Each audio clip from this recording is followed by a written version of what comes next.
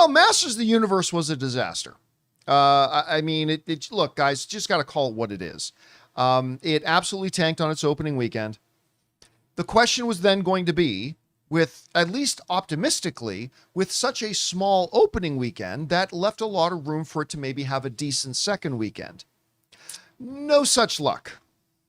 As it is being reported here that, dear heavens, the Masters of the Universe movie took over a 70% drop in its second weekend. Now, again, for those of you who are new to this, to put it into context, generally speaking, movies on their second weekend will take between a 50 and 60% drop. 50, 58, whatever. If you take lower than a 50% drop, that's considered fantastic. If you take more than a 60% drop, that's very concerning, generally speaking. Masters of the Universe took a 70% drop, a 70.6% drop, as you can see on the chart here, making only $8 million in its second weekend, bringing its grand wide global total to just $86 million. This is going to be one of the biggest money losers of the year. And, you know, I overall didn't like the movie. It had its moments. There were things about the movie that I quite enjoyed. Like, I didn't hate it, but overall, at the end of the day, in a thumbs up or a thumbs down world, I gave it a thumbs down. I wasn't. But, you know, a lot of other people did seem to like it. I heard from a lot of people that said they enjoyed it. I liked it. So there was some thought that maybe friend word of mouth, did people who say they like it actually like it and go back and watch it again? And then maybe the second weekend drop off would be around that 50% mark. And, you know, it was still going to lose money, but maybe not as bad. Well, nope, that didn't happen either. Nobody went back to watch it again, and nobody told their friends to go see it. And it ended up making $8 million in its second weekend. And, you know, Rob, I got into this because you and I talked about this the other week, where, you know, you and I were basically saying that it's kind of a reminder that this is an 80s toy line that, unlike the Mario Brothers, which has had iterations every 3 or 4 years spanning generations, everybody's got their Mario Brothers. There's Masters of the Universe. That's it. There's the 80s thing. They tried a couple little things that nobody ever watched, but there was that Masters of the Universe. Nobody was interested. You know, I had somebody say to me today, I understood where they were coming from, saying, well, John, Top Gun was a thing of the 80s, early 90s, and Top Gun Maverick made almost $1 billion. It's like, yes, but fighter jets are cool. Everybody loves fighter jets. This is a guy in fur loincloth wielding a magical sword. And I like He-Man. I'm just saying.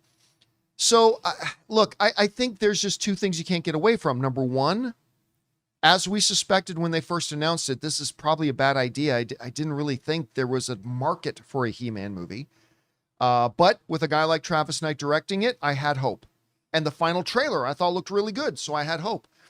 But, you know, it opened small, and now nobody seems to be telling their friends to go see it because this thing took a massive drop. By the way, just as a bit of a side note, Masters of the Universe wasn't the only thing to take a massive drop. Take a look at this. Scary Movie took a 73.3% drop. One of the biggest second weekend drops I've ever seen. It was a much larger opening than I expected, though. Yeah, much larger opening, and then everybody say, oh yeah, this stinks.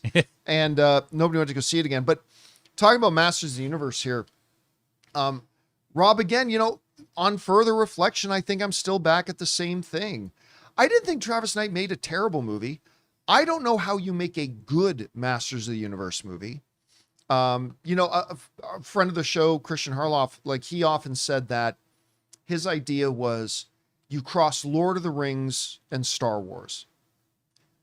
But at the same time, that's not the tone of what the original show was. How do you do that original show? I mean, I would be down for a Lord of the Rings meets Star Wars Masters of the Universe. I would be.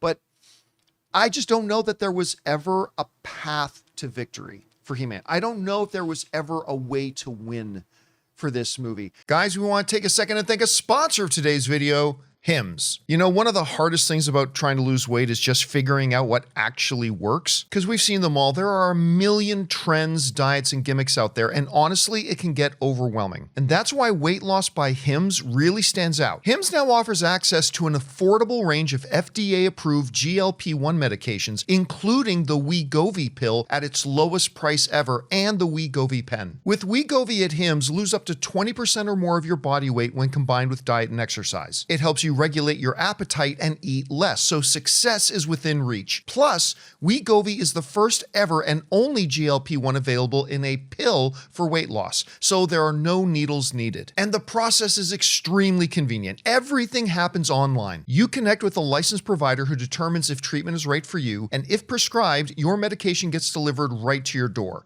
No insurance necessary. Ready to reach your goals? Visit hims.com/Campea to get a personalized, affordable plan that gets you. That's HIMS.com/Campea.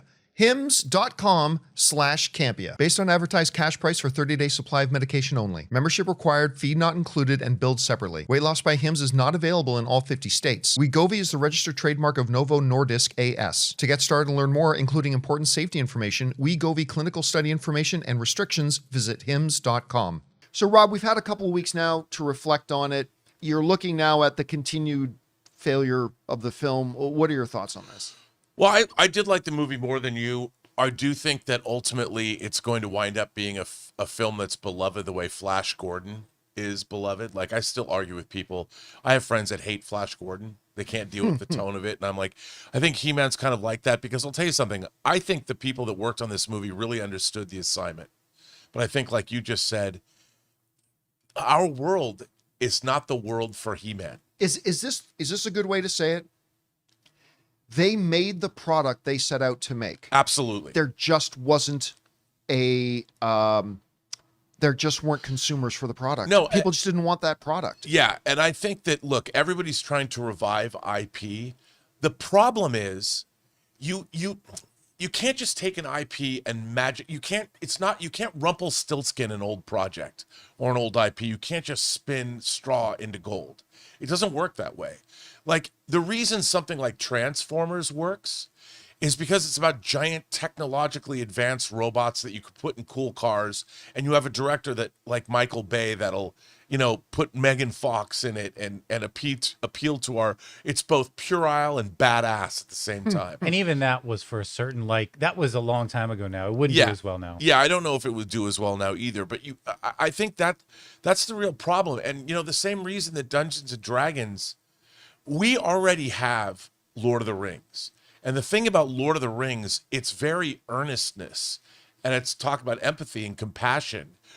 Unless you can even approach what that movie does, which you can't, because Lord of the Rings as literature is the template from which all other 20th century fantasy descends from, really. And that's where we're at. And it felt like, He-Man is a throwback. It was done for little kids. Yeah, and done for little kids. And we talked about this last week, but the biggest glaring thing of its failure, and again, this isn't Travis Knight's failure, but was that when they did gather up the data on the people who went to go see the movie, and we talked about this, only 11% of the audience who went to go see Masters of the Universe was under 18. So you make this movie for kids, but you don't get any of the kids to come out. But Nobody they cared. didn't market it for kids. Yeah. No. And the different thing, though, with Dungeons & Dragons, too, I will say this, because you and I both really like Dungeons & Dragons. I think the reason that movie did not do better, the primary reason, I think there are several reasons, obviously, but I think the primary reason was because I heard from a lot of fans saying, I don't play Dungeons & Dragons. I don't think I'd get the movie. And so it just didn't appeal to people who don't play Dungeons & Dragons, which is too bad, because that movie's really good. You should check it out. You didn't need any homework on it. Yes, and you don't need to know the first thing about Dungeons & Dragons to be able to go play it. But with Masters of the Universe, it was just an IP, unlike Dungeons & Dragons, which is enjoying a real resurgence right now. And like celebrities are playing it and all that kind of stuff. But with He-Man, I just didn't know that there was a way to win. Yeah. Gen A was there because they were there with their Gen X and millennial parents. Gen Z just was not really there. And well, you can look at the numbers, but Gen Z was that obsession. And the fact that little Tony's, where they shot that scene where they're on their first date and he's getting his information on the cell phone, and she's like, I thought we were having a good date. Like that restaurant is selling out day after day because people are going in there to get that table to do selfies and I stuff. love Little Tony's, but they're ordering food too. They're not just going in for free. But that's showing you where Gen Z is going. Like that's where their mindset is with movies like Obsession. But you know what? Also, I mean, it's funny that Toy Story 5 is coming out because Toy Story 5 is about this transition from the toy world to the tech world. Yeah. And the thing about He-Man is it's totally steeped in a childhood world that doesn't exist anymore. Kids aren't watching cartoons that are made. We don't have as Saturday morning commercials. cartoons anymore. No, or Yeah. even in the afternoon, they're not being sold. Kids don't even play with action figures anymore. Not like they used to. The cartoons were there to push the action figures. Yeah, and nowadays, I mean, if I was a kid these days, you don't need to buy Star Wars action figures when you can fly a photorealistic Millennium Falcon in a PlayStation 5 game. Like, so the world has changed. Anyway, guys, I question feel it in is the for walls you. here. What do you think about this? The failure, unfortunately, of Masters of the Universe is now complete, taking an over 70% drop in its second weekend. What do you think the main causes of that are? Whatever you guys think, jump down into the comments section below and let us know your thoughts. Hey guys, thanks so much for watching this video. Make sure you like the video, leave a comment, and subscribe to our channel. And don't forget, we have a daily podcast called the John Campea Show podcast, available on Apple Podcasts, Spotify, or your favorite podcasting app of choice. Go and subscribe to it today so it'll be there when you need it.